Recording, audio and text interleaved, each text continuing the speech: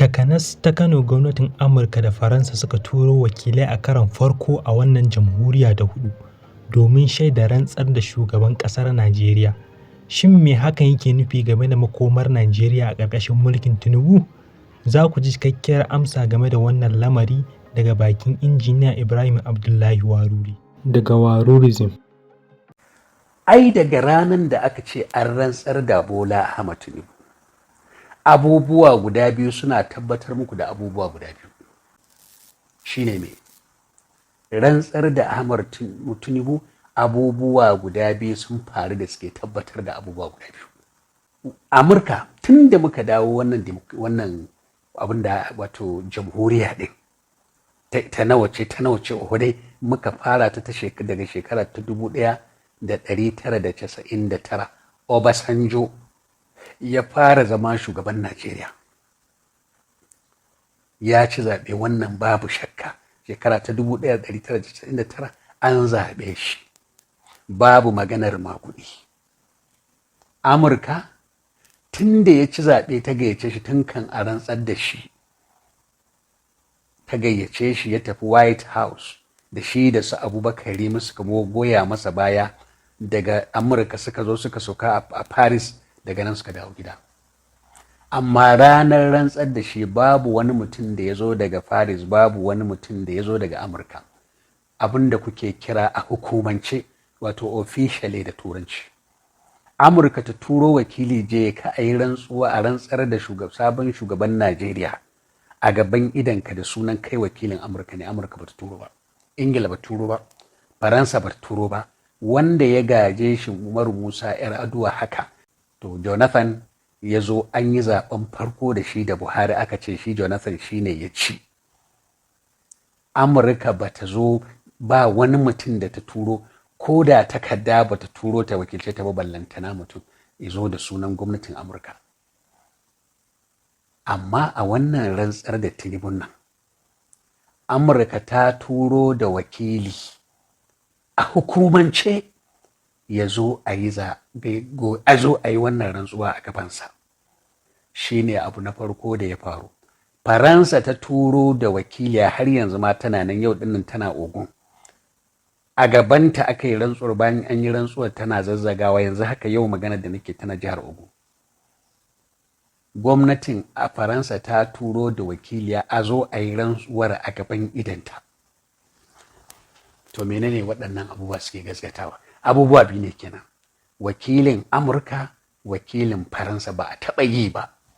Tun da muka dawo kan wannan jamhuriya ba su taɓa turo wani wakili ya zo ya wakilce su ya shaidi rantsar da shugaban Najeriya ba a taɓa yi ba. Kai a Ghana ba su yi ba, a Kenya ba su yi ba, babu wata ƙasa da suka yi, sai akan Bola Ahmed Tinubu. Abubuwa guda biyu kenan da suke tabbatar da abubuwa guda biyu. Me suke tabbatarwa? Aiko waɗannan saƙon, wato waɗannan wakilai, saƙo ne ake turawa jami'an tsaron Najeriya, musamman kotunan Najeriya. Amurka ta yadda da wannan zaben, ta halatta shi. Me yasa suka turo da wannan saƙon na gargaɗi? Saboda abin da yake hannun Peter Obi na hujjoji, wallahi tallahi billahi babu wani mahaluki da sunan alkali da ya isa ya juyar da waɗannan hujjojin bai a kwace zaben Bola Ahmed Tinubu. Billahi lazi babu, wallahi billahi lazi la ilaha illa Bola Ahmed Tinubu bai ci zabe ba. Ni na san me nake faɗa muku. To ganin wannan zuwan wakilan Amurka da Faransa, ina tabbatar da abu na farko shine saƙo ake turawa hukumomin tsaro, musamman kotuna, cewa Amurka wannan zaben ta yadda da shi, tun daga shi har ta turo wakili a yi rantsuwa a gabansa. Me yake tabbatarwa?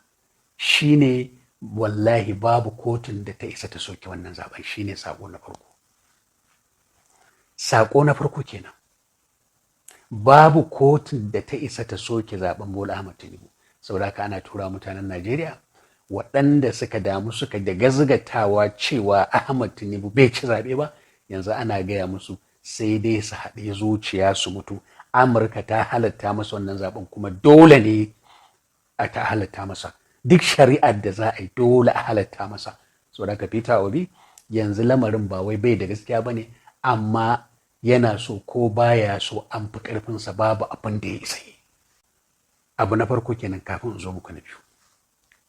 Abu na biyu, da waɗancan abubuwa biyu suka faru ranar rantsar da Bola Ahmed Tinubu.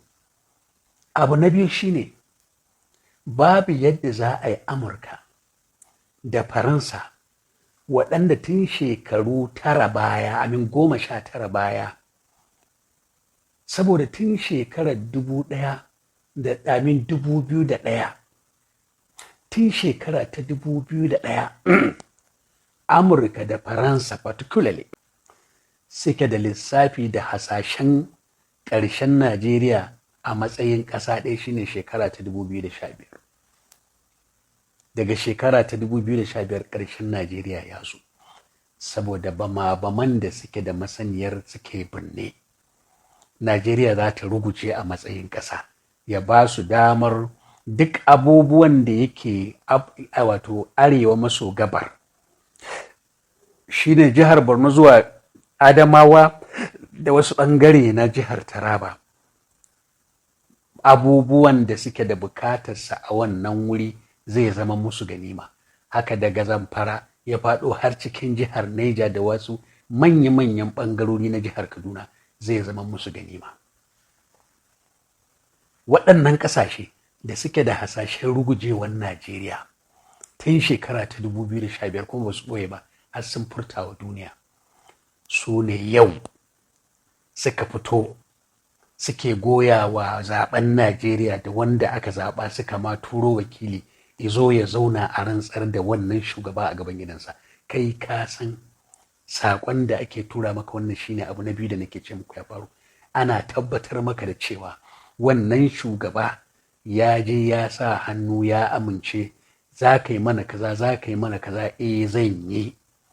Saboda haka duk wanda zai tallafa wa Bola Ahmed Tinubu bisa wannan bukatar da bai da wata bukata a duniya da ta rage ta, cewa ya zama shugaban Najeriya, ko me Amurka za ta nema, ko me Faransa za ta nema, Bola Ahmed Tinubu zai bata, inda za ta daure masa gindi a tabbatar masa da wannan kujera. To saboda haka sakon anan shine duk wanda yake kasan nan ya sani an riga an cefana da Najeriya.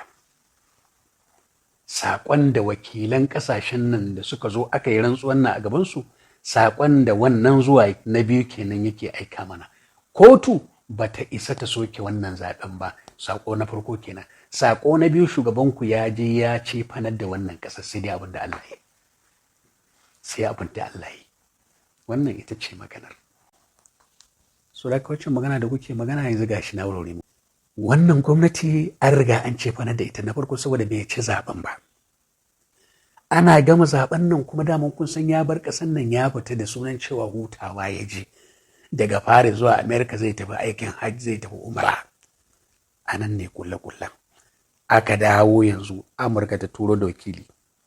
Me dalilin zuwansa? Sako ake aika wa kotunan mu, cewa Ubangiji ya yadda, ma Ubangijin dimokuraɗiyya, Ubangijin wannan zamani ya yadda da wannan zaɓe, saboda kar wata kotu ta isa ta yi girin-gidishin ta taɓa wannan zaɓen. Saboda ka za ku gani babu wanda ya isa ya taɓa wannan zaɓen, amma ku sani an riga an cefanar da ƙasar nan.